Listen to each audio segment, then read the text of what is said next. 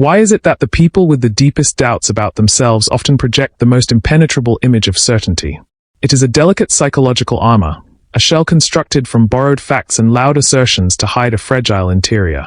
We watch as individuals steer conversations away from their weaknesses, desperately clinging to a facade of total intellectual or social mastery. This behavior is not a sign of high intelligence, but a frantic survival signal emitted by an ego that feels constantly under siege. The mystery lies in why the human mind believes that a lie of omniscience is safer than the simple truth of not knowing. We often mistake this posturing for arrogance, yet beneath the surface, it is a profoundly defensive and anxious state of being. There is a tragic gap between the person they are and the person they feel they must appear to be to stay relevant. When an insecure person is challenged, they do not see a chance for growth. They see an existential threat to their carefully crafted identity. The psychological landscape is a minefield where every "I don't know" feels like a surrender of their right to occupy space. We like to think that confidence is built on a foundation of success, but for the insecure, it is often a hollow scaffolding. This creates a hidden mechanism where knowing everything becomes a prerequisite for feeling like anyone at all in a competitive world. Observers of human nature have noted that the need for total certainty is often a direct reflection of an inner world of chaos. When a person lacks a stable sense of self-worth, they look to external validation through the display of superior or specialized knowledge. Alfred Adler, a pioneer in individual psychology, famously explored the inferiority complex and the overcompensation that inevitably follows it. He suggested that those who feel inherently less than will strive for a superiority complex to mask their deep-seated feelings of inadequacy. This overcompensation manifests as a refusal to ever be wrong, as being wrong is equated with being fundamentally worthless or small. Friedrich Nietzsche observed that he who hides his mouth has something to say, but he who hides his mind has something to fear. The insecure person fears that if the world sees a single crack in their knowledge, the entire illusion of their value will shatter. The human brain is wired to associate social status with safety, and in many environments, knowledge is the primary currency of status. When an insecure person pretends to know a topic, they are trying to buy their way into a position of perceived security. This creates an exhausting cycle of intellectual performance, where the individual must constantly scan for information to use as a shield. To admit a lack of knowledge is to risk being found out, a fear that triggers the same brain regions as physical pain. Robert Greene often discusses how the need to appear perfect is a common trap that actually alienates the very people we wish to impress. The mechanism of pretending is a short-term social strategy that carries a devastatingly high long-term cost to one's mental health and relationships. The smarter person is usually comfortable with the edges of their knowledge because their self-worth is not tied to being a human encyclopedia. The insecure person, however, views knowledge not as a tool for understanding, but as a weapon for self-defense and social positioning. Sigmund Freud might describe this as a reaction formation, where a person acts in the exact opposite way to their true, repressed feelings. Deep down, they feel profoundly ignorant or incapable, so they project an image of the expert to convince both the world and themselves. This creates a false self that requires constant maintenance and a high degree of social manipulation to keep the reality at bay. The insecure individual becomes a master of the pivot, turning any question they cannot answer back onto the person who asked it. Consequently, they live in a state of hypervigilance, always on the lookout for anyone who might be smarter or more informed than they are. This vigilance is a survival tactic, yet it prevents them from ever forming genuine, vulnerable connections with the people around them. Carl Jung spoke about the persona as a functional necessity, but warned of the danger of becoming identical with that public mask. When a person pretends to know everything, they have become the mask, and the true, developing self is left to wither in the dark. We see this manifest in social circles where one person always has a better story or a deeper fact to share on every subject. The biological reality is that our brains reward us for winning social interactions, even if the win is based on a complete fabrication. It is much more neurologically satisfying to receive the nod of an impressed peer than it is to sit with the silence of ignorance. Daniel Kahneman's System 1 thinking thrives on these quick, ego-boosting shortcuts that prioritize immediate social rewards over long-term accuracy. The insecure person is addicted to the hit of being perceived as the smartest person in the room, regardless of the truth. Because the crowd often rewards the appearance of knowledge over the reality of it, the insecure person's behavior is constantly reinforced. The smart person, who is willing to say "I'm not sure," is often bypassed by the group in favor of the one who speaks with fire. In a modern workplace, This looks like the know-it-all colleague who takes credit for ideas they barely understand to maintain their standing. They will use complex jargon to intimidate others, creating a wall of words that discourages anyone from asking follow-up questions. The group feels a vague sense of unease around them, but because the expert is so confident, no one dares to call out the bluff.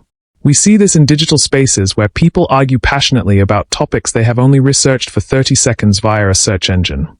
The person who actually spent years in the field is ignored because they aren't providing the instant certainty the insecure person demands. In social circles, the insecure person will often dominate the conversation to prevent anyone else from revealing their own hidden gaps. The group values the flow of talk over the depth of truth, and the insecure voice is the one most likely to keep that flow moving. Even in family dynamics, a parent may pretend to know everything to maintain a sense of authority and control over their children. This parental omniscience is often a mask for a deep fear of losing the respect or the love of the people who depend on them. The insecure individual feels that they only value lies in being the one with the answers, leaving no room for them to be a student. They begin to avoid new experiences or challenging hobbies because the risk of looking like a beginner is simply too great to bear. Over time, this leads to a stagnation of the soul, where the individual stops growing because they cannot admit they have room to grow. The vacuum left by genuine curiosity is filled by a rigid, brittle intellect that can only repeat what it has already memorized. This process is reinforced by imposter syndrome, which ironically affects both the very smart and the very insecure in different ways. While the smart person fears they are a fraud because they know the depths, the insecure person knows they are a fraud because they are faking it. This constant fear of exposure creates a high-stress environment that eventually leads to burnout or emotional outbursts when challenged. Marcus Aurelius advised that we should be like the emerald, which keeps its color even if no one praises it for its beauty. The insecure person is like a mirror, possessing no color of their own and only reflecting what they think the world wants to see. There is a hidden pattern in how the insecure use selective listening to only hear the parts of a conversation they can comment on. They wait for a keyword they recognize, and then they launch into a rehearsed explanation to re-establish their intellectual dominance. By controlling the boundaries of the discussion, they ensure they never wander into the danger zone of things they do not know. This linguistic defense allows the insecure to appear engaged while they are actually just waiting for their next performance window. Another pattern is the dismissive laugh, used when someone else introduces a fact that the insecure person didn't already possess.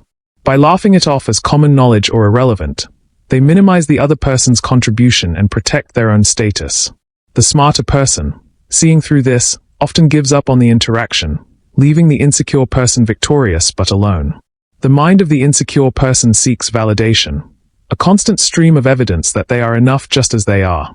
The intelligent mind seeks verification, a constant stream of evidence that their understanding of the world is actually correct.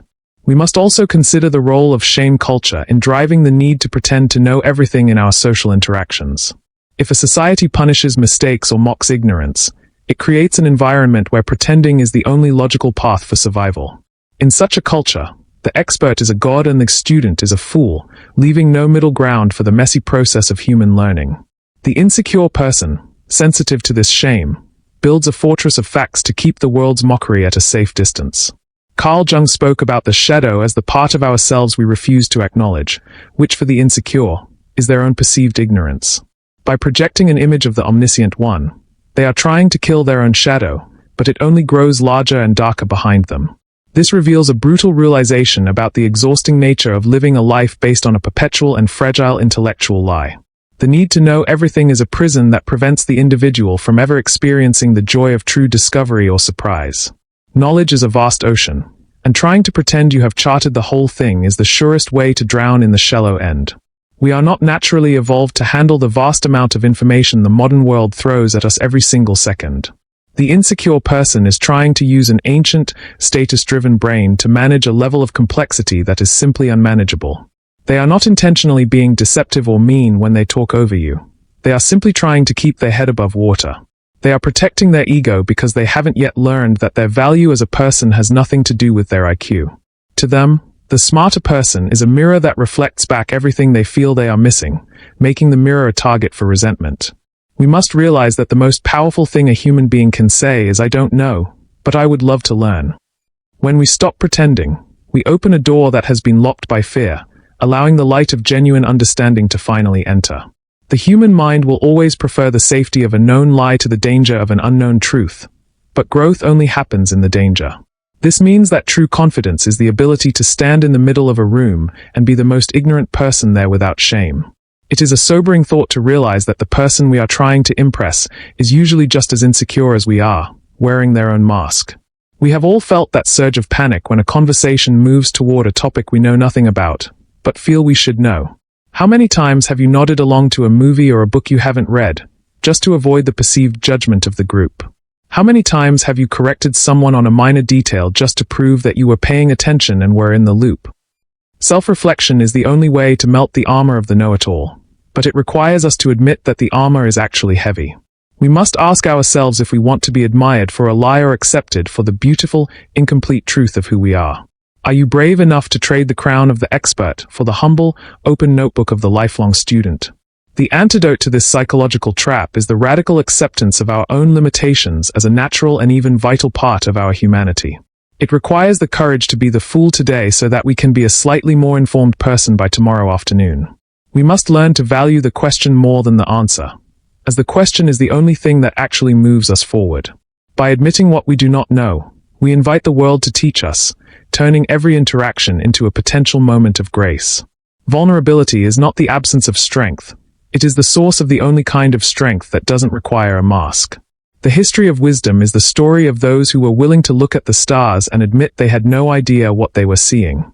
Though the pretender may win the applause of the crowd, the one who asks the question is the one who eventually finds the way. Let us strive to be the kind of people who carry our ignorance with a sense of wonder rather than a sense of deep shame. The true mark of a person's character is not how much they know, but how kindly they treat the vast, uncharted spaces of their own mind.